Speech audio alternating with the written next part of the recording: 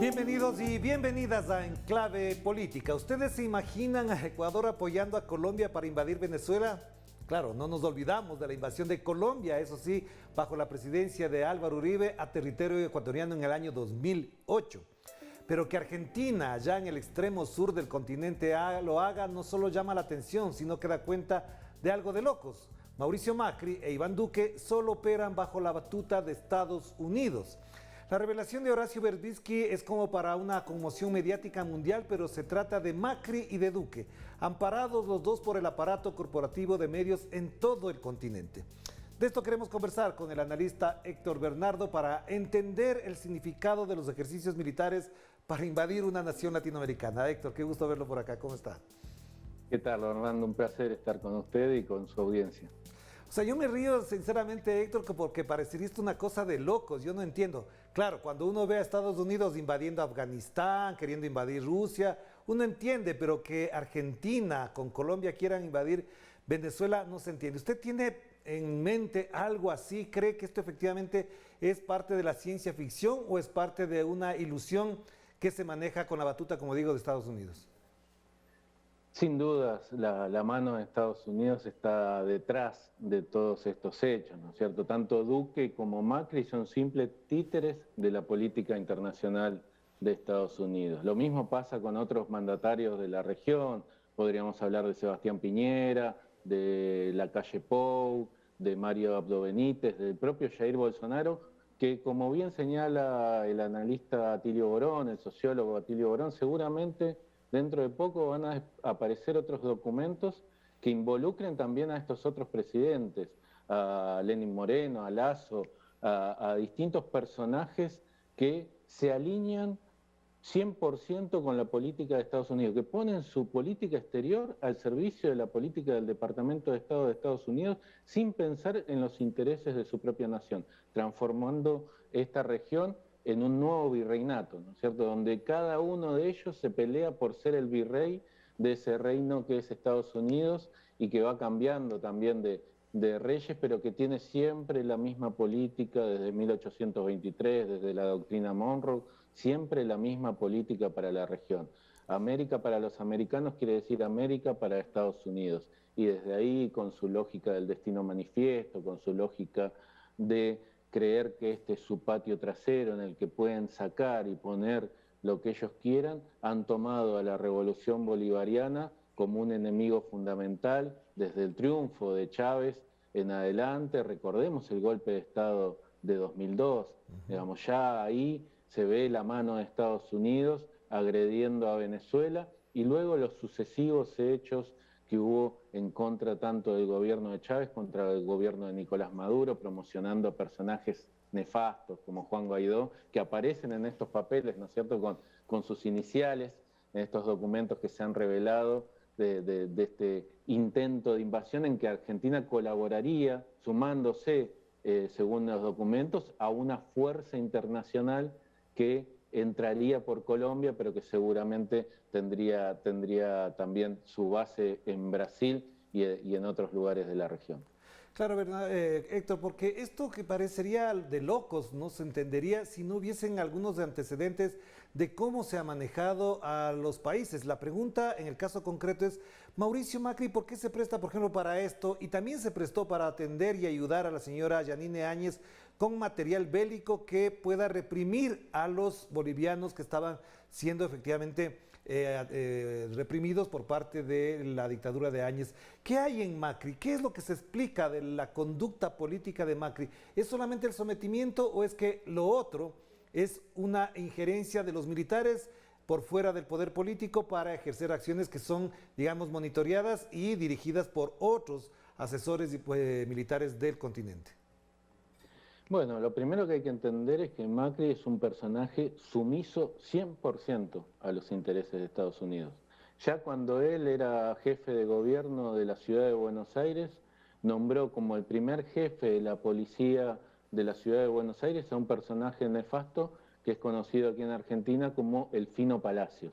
El Fino Palacios es un personaje que tiene un prontuario muy extenso. Cuando le fueron a cuestionar los periodistas por qué había puesto a ese personaje tan polémico al frente de la policía de la ciudad de Buenos Aires, la ciudad autónoma de Buenos Aires, Macri dijo, fuimos a la embajada de Israel y a la embajada de Estados Unidos y preguntamos quién tenía que ser el jefe de la policía de la ciudad. Y ellos nos dijeron el Fino Palacio y nosotros lo pusimos a él. Ahí ya se muestra la sumisión de Macri a estos intereses. Una vez que Macri participó, además Macri ha sido parte de esa red de ONGs y fundaciones que siempre tienen un entramado con la ANED, con la USAID, con distintos organismos de Estados Unidos. Macri tenía una fundación que se llamaba Creer y Crecer, en la que era financiada por el IRI, que tenía un vínculo con el IRI, que es otra herramienta vinculada, un apéndice de la ANED, y recordemos que la ANED es simplemente un brazo por el que Estados Unidos canaliza fondos para desestabilizar a los procesos populares de la región, para generar injerencismo, para generar intervencionismo.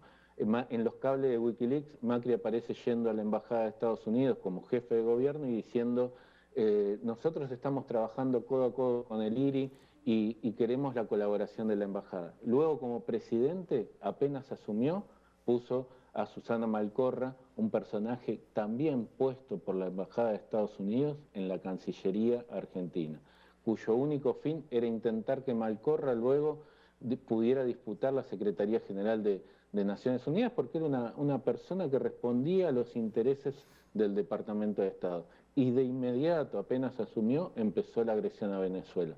Empezó a promocionar la suspensión de Venezuela del Mercosur. Recordemos que los países tomaron de manera muy arbitraria algunas reglamentaciones del Mercosur para suspender a ese socio que era Venezuela. Empezó a colaborar con Luis Almagro, otro de los personajes nefastos que hay en la región, para impulsar sanciones en la OEA, en la Organización de Estados Americanos, contra Venezuela. Empezó a buscar todos los caminos para agredir a ese país, alineándose 100% con los intereses de Estados Unidos. Se sumó al Grupo de Lima cuando las sanciones en la OEA no pudieron hacerse efectivas.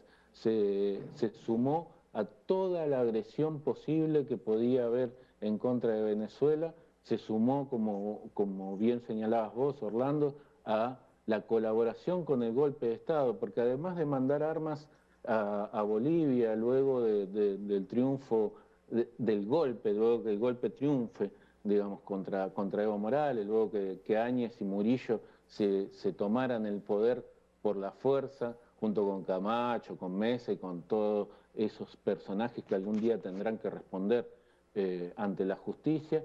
No solo se empezó a descubrir que había enviado armas para la represión, para las masacres de Sacaba y Sencata, sino que también hay documentos y hay elementos que muestran que la colaboración de Macri fue anterior al golpe de Estado en Bolivia.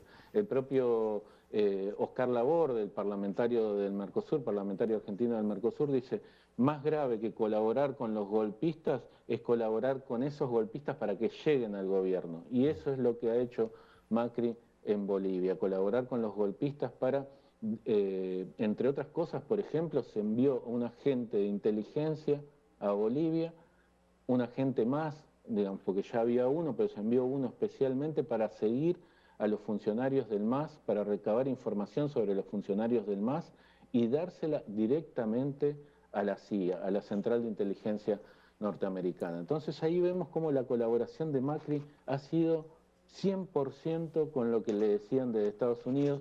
No casualmente, luego Estados Unidos, cuando Macri estaba terminando su gobierno, es quien toma la decisión dentro del Fondo Monetario Internacional de darle un préstamo extraordinario, violando los reglamentos del Fondo Monetario Internacional, para que Macri intente seguir en el poder, lo cual no pudo hacer.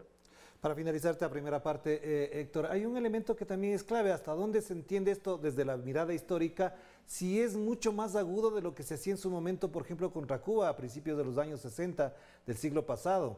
Esto, por ejemplo, yo me sorprendo que ni siquiera la dictadura argentina tuvo tanta animadversión contra un gobierno como, por ejemplo, el de Cuba, pero parecería que los demócratas liberales, y digo demócratas entre comillas, son mucho más autoritarios, son mucho más incluso injerencistas en asuntos de otros países. Yo digo efectivamente hasta dónde se consolida y se constituye y se configura un modelo de ejercicio político y militar para, aparte del sometimiento obviamente con Estados Unidos, inducir a que, por ejemplo, si pasara algo, por ejemplo, en Bolivia, también se podría invadir Bolivia. Si pasara algo en Chile, también se podría invadir Chile. ¿Hasta dónde esto se configura como un modo de ser ya de la derecha en América Latina, en particular con el señor Mauricio Macri? Yo creo que bueno, en el caso de estas últimas acciones de la derecha regional, que ha cometido, digamos, hechos de barbarie, lo que bien señalabas vos, Orlando, colaborar con golpistas para que repriman a su pueblo que estaba reclamando democracia, en el caso de Bolivia, es un hecho gravísimo de un gobierno democrático, de un gobierno porque, como vos señalabas recién, las dictaduras articularon el Plan Cóndor, articularon distintos espacios para reprimir y colaborar en esa represión, también con la mano de Estados Unidos coordinando el Plan Cóndor, también con la mano de Estados Unidos impulsando a todas esas dictaduras por el miedo de que aparezca una nueva Cuba en la región, por la experiencia que para ellos era nefasta del gobierno de Salvador Allende, que había llegado a través de los votos, un gobierno socialista que había llegado a través de los votos, pero ahora las democracias, las supuestas democracias de la región, atacando principalmente a Venezuela, pero también a Nicaragua, también a Cuba, también a Bolivia, a cada país que levanta la voz, a cada país que muestra que hay otra posibilidad de construir un destino más justo para sus pueblos, que no hay que ser sumiso a los intereses de Estados Unidos, países que incluso no son agresivos con Estados Unidos, porque lo que plantea Bolivia, lo que plantea Argentina, lo que plantea Venezuela, Cuba, es una situación de respeto entre iguales, diciendo, bueno, yo voy a respetar a Estados Unidos, quiero que Estados Unidos me respete y también quiero tomar mis propias decisiones de poder negociar con China, si me conviene económicamente, de poder negociar con Rusia. Eso Estados Unidos no lo acepta, digamos, y no acepta que el petróleo venezolano, en el que él quiere poner sus garras hace ya demasiado tiempo, no pueda ser atrapado por esas garras justamente y por esos personajes sumisos que quiere imponer como títeres en Venezuela para que después le den por dádivas los recursos naturales de los venezolanos. Entonces, ahí vemos cómo el accionar de estos grupos se alinea en una situación cada vez más violenta y no casualmente aparezcan después los discursos que parecían ya extemporáneos como el de Bolsonaro o el de otros personajes de la región. Hagamos la primera pausa, Héctor, para volver sobre otros elementos que también son de análisis del comportamiento político del señor Mauricio Macri, que ahora se van revelando, que lastimosamente no están en toda la prensa, como si hubiese sido en el caso de otro gobierno de corte progresista. Hagamos la pausa.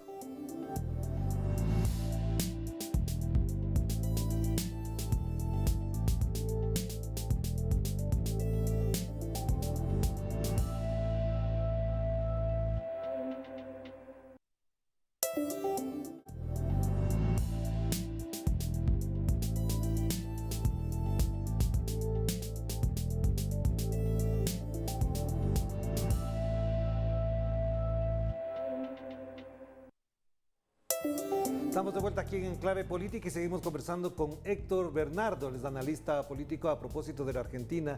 Lastimosamente todos los medios de Héctor no dan cuenta a cabalidad de lo que se ha ido denunciando del comportamiento político, digo yo, del señor Mauricio Macri. Página 12, por ejemplo, revelaba que hay más de 105,000 grabaciones de escuchas que se hicieron a través de la Agencia Federal de Inteligencia y que eran para, entre otras cosas, vigilar, monitorear a la oposición, también para forjar documentos y casos judiciales.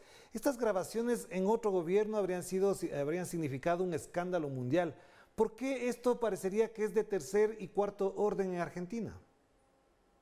Porque el poder mediático no ha sido cuestionado, porque hay una especie de monopolio mediático donde Clarín, el grupo Clarín es el grupo hegemónico de la región, pero de Argentina, pero además ese grupo está aliado a el diario La Nación, al diario Infobae. Infobae es un diario que prácticamente lo escriben en la Embajada de Estados Unidos y lo traducen al castellano. Es lamentable, todos los días es una militancia constante en Infobae en contra de los procesos populares de la región. Todos los días escriben una nota en la que titulan a Maduro como un dictador, o a Díaz-Canel como un dictador, o a Ortega como un dictador, o al propio Arce como un dictador. Es constante la agresión y es constante la réplica y la editorialización a favor de Estados Unidos en Infobae. Esos son los grupos hegemónicos de Argentina, junto con que tienen además los canales de televisión, que tienen los portales más vistos, que tienen las radios más escuchadas. Desde ahí se construye una realidad paralela que le da una cobertura mediática a Macri terrible. Macri no tiene un currículum, Macri tiene un prontuario que va desde que él era empresario, ya antes de estar en la política, cuando fue acusado de contrabando de autos, cuando fue acusado también de evasión fiscal, luego como jefe de gobierno también realizó escuchas ilegales en las que, espiando incluso a su propia familia, luego como presidente de la Nación nos enteramos apenas asumió que estaba involucrado en los Panama Papers, pero esos datos de que él estaba involucrado en los Panama Papers, los medios hegemónicos los tenían desde antes de la votación y los guardaron para sacarlo recién una vez que Macri había sido elegido por muy poquitos votos, porque además la diferencia fue 51-49 con el candidato del Frente de Todos, en un balotaje en el que antes hubo un debate presidencial, y si nos ponemos a ver quién manejó ese debate presidencial, fueron ONG financiadas por Estados Unidos. Digamos. Entonces ahí vamos hilando un montón de cuestiones. Después vemos todos los actos que Macri ha tenido de corrupción, poniendo, por ejemplo, en la Secretaría de Energía a un ex gerente de Shell que dio todas las concesiones de transporte de combustible a Shell, que además él tenía acciones en Shell, o sea, se estaba favoreciendo a él mismo, y así como el caso de Aranguren, que era el secretario de Energía, hubo muchos casos en el gobierno de Macri, nuevamente escuchas ilegales, tráfico de arma a Bolivia, intento de agresión a otros países, digamos, una serie de delitos que ya ni siquiera quedan a nivel nacional, sino que trascienden a agresiones y contrabando con otros países. El vínculo de Macri con Horacio Cartes también es un elemento que hay que investigar profundamente, y sabemos todo el largo prontuario delictivo que tiene Horacio Cartes, el expresidente de Paraguay. Entonces ya son asociaciones ilícitas que trascienden las fronteras de los países y que están cubiertas por los medios de comunicación hegemónicos que los blindan, que los protegen y que tratan todo el tiempo de desviar la mirada de la sociedad hacia otros lugares. Este es el motivo por el cual esto, que debería ser un escándalo, por el que se le deberían estar pidiendo explicaciones todos los medios, todos los días a estos personajes, no aparece prácticamente en la tapa de ninguno. Claro, pero entonces, Héctor, ¿qué va a pasar con todo esto? ¿Hay posibilidades de enjuiciamiento, de investigación por parte, por ejemplo, del Congreso? ¿Hasta dónde esto puede traducirse en una investigación más de fondo que no quede solamente en el plano mediático, valorando, por supuesto, lo que ha hecho Horacio Verbitsky, pero con eso no es suficiente, porque de esas investigaciones hay muchas, pero en la práctica esto parecería, digo yo, a la distancia, y quizás por la distancia no entiendo o no alcanzo a comprender todo, parecería que va a quedar en la impunidad todo lo que acabas de mencionar. Hasta ahora todo indicaría eso, lamentablemente. Esperemos que no sea así, esperemos que la reacción de los sectores que se han movilizado, ha habido distintos sectores, como por ejemplo el Partido Comunista Argentino, que ha pedido que se investigue y ha pedido la renuncia del jefe del ejército, hay la red de intelectuales en defensa de la humanidad, el capítulo argentino también ha pedido una firme investigación sobre esto, y que el jefe del ejército presente su renuncia y todos los responsables.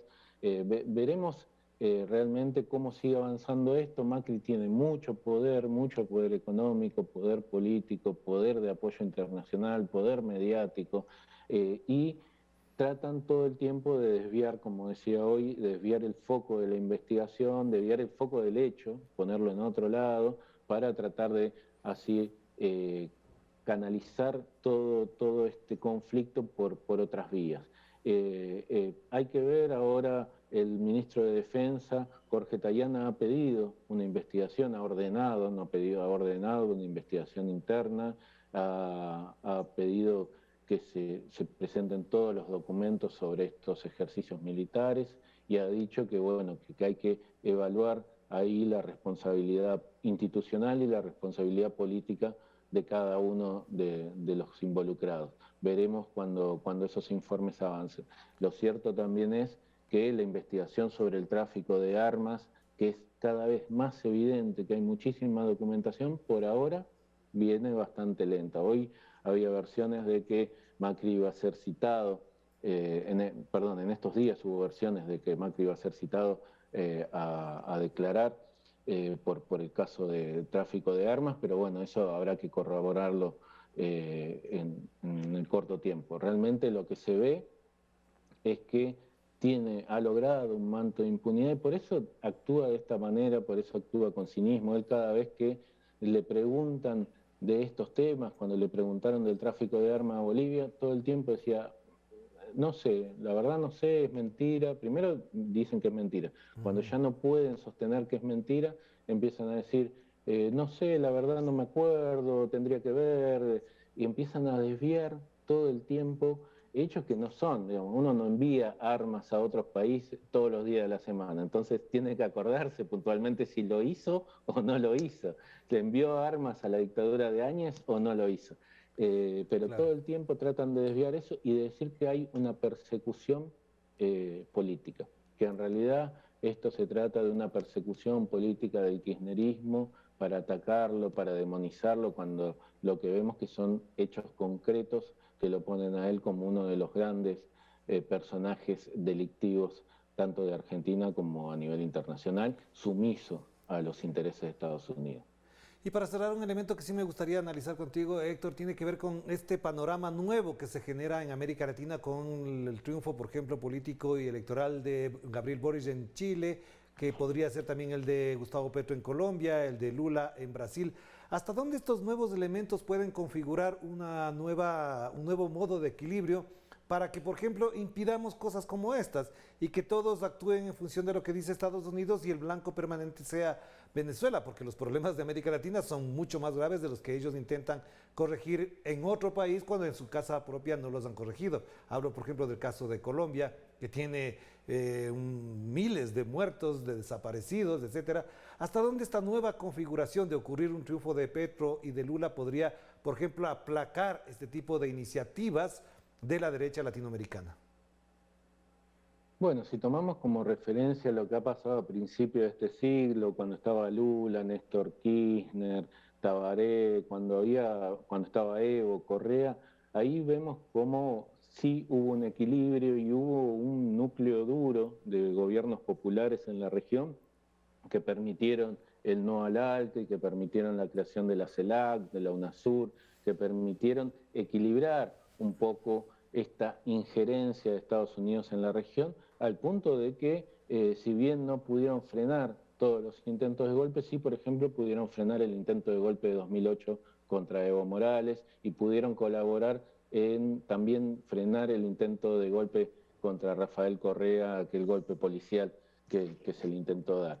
Luego, bueno, vinieron los golpes también, ya antes, ¿no? El golpe contra Manuel Zelaya, que no estaba por ahí del todo integrado a este espacio y las condiciones de Honduras eran otras. Vemos también el golpe contra Fernando Lugo y después vino el golpe contra Dilma Rousseff. El caso de Brasil es clave, ¿no es cierto? Ya lo decía Henry Kissinger, hacia donde se incline Brasil, se inclinará toda América Latina. Entonces, el triunfo de Lula en Brasil va a ser clave, va a ser el más importante de cualquiera de los otros triunfos de la región, pero además inserto en este conjunto de triunfos que vos mencionaste de los procesos populares en la región, va a ser clave para volver a intentar reconstruir una unidad latinoamericana, frenar estas agresiones, volver a sostener que América Latina es una zona de paz y volver a construir nuevamente espacios de integración sólidos, porque además Estados Unidos tiene esta lógica que es divide y triunfarás. Y Macri, como hoy señalaban, veníamos hablando de ese personaje tan oscuro de Argentina, Macri lo que hizo, como otros gobiernos de la región de derecha, es intentar romper todos los espacios de integración. Desmantelar el Mercosur, desmantelar la UNASUR, abandonar la CELAC y crear espacios como el Grupo de Lima, que solo tenían como fin agredir a Venezuela. Entonces, bueno, hay una posibilidad ahí de volver a construir una patria grande. Gracias, Héctor, muy amable por atender esta invitación y por supuesto atentos a lo que pueda ocurrir con este tema que además de escandaloso, tiene la cobertura complaciente y generosa de la prensa. Gracias, un abrazo a la distancia. Un abrazo grande. Gracias a Héctor Bernardo, analista a propósito de este escándalo que, como decimos, si no se hace público por estos medios, obviamente quedará en el vacío y quizás en el silencio en el resto de la prensa colaborativa de la derecha conservadora y en algunos casos neofascista de América Latina. Cuídense mucho, que la pasen bien. Chao, chao.